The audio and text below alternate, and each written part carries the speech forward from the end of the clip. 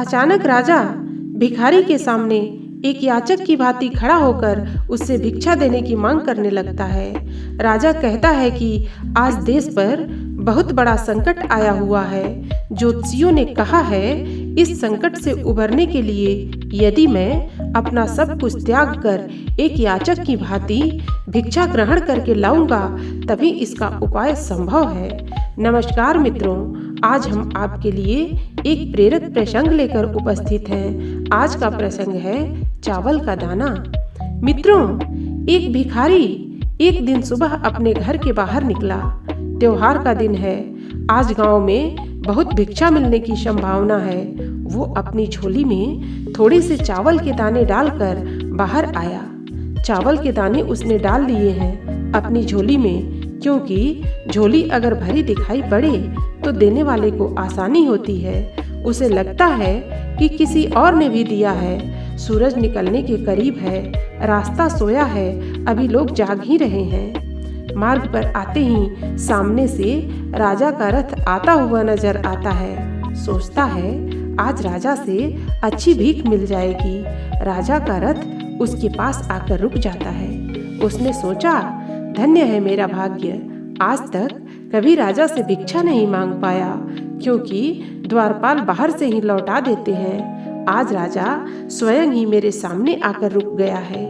भिखारी ये सोच ही रहा होता है कि अचानक राजा उसके सामने एक याचक की भांति खड़ा होकर उससे भिक्षा देने की मांग करने लगता है। राजा कहता है कि आज देश पर बहुत बड़ा संकट आया हुआ है। ज्योतिषियों ने कहा है इस संकट से उबरने के लिए यदि मैं अपना सब कुछ त्याग कर एक याचक की भांति भिक्षा ग्रहण करके लाऊंगा तभी इसका उपाय संभव है। तुम आज मुझे पहले आदमी मिले हो, इसलिए मैं तुमसे भिक्षा मांग रहा हूँ। यदि तुमने मना कर दिया तो देश का संकट टल नहीं पाएगा, इसलिए तुम मुझे भिक्षा में कुछ भी दे दो। भिखारी तो सारा जीवन मांगता ही आया था, कभी देने के लिए उसका हाथ उठा ही नहीं था। सोच में पड़ गया कि ये आज कैसा समय आ गया है, एक भिखारी से भिक्षा मांगी जा रही है और मना भी नहीं कर सकता। बड़ी मुश्किल से एक चावल का दाना निकालकर उसने राजा को दिया। राजा वही एक चावल का दाना ले खुश होकर आगे भिक्षा लेने चला गया।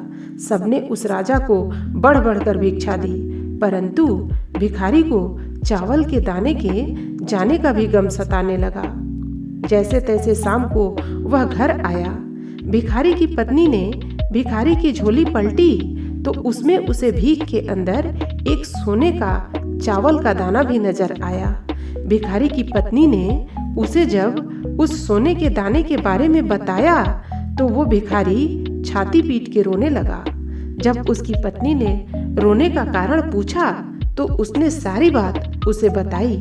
उसकी पत्नी ने कहा, तुम्हें पता नहीं कि जो दान हम देते हैं वही हमारे लिए स्वर्ण का है। जो हम इकट्ठा कर लेते हैं वो सदा के लिए मिट्टी का हो जाता है। उस दिन से उस भिखारी ने भिक्षा मांगनी छोड़ दी और मेहनत करके अपना तथा परिवार का भरण पोषण करने लगा। जिसने सदा दूसरों के आगे हाथ फैलाकर भीख मांगी थी, अब खुले हाथ से दान पुण्य करने लगा। धीरे धीरे उसके दिन भी बदलने लगे। जो लोग सदा उससे दूरी बनाया करते थे अब उसके समीप आने लगे। वो एक भिखारी की जगह दानी के नाम से जाना जाने लगा। मित्रों, इस कहानी से हमें यह शिक्षा मिलती है कि जिस इंसान की प्रवृत्ति देने की होती है उसे कभी किसी चीज की कमी नहीं होती, और जो हमेशा लेने की नियत रखता है उसका कभी पूरा नहीं पड़ता है।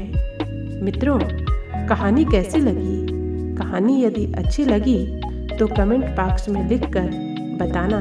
चैनल को सब्सक्राइब अवश्य कर देना। धन्यवाद।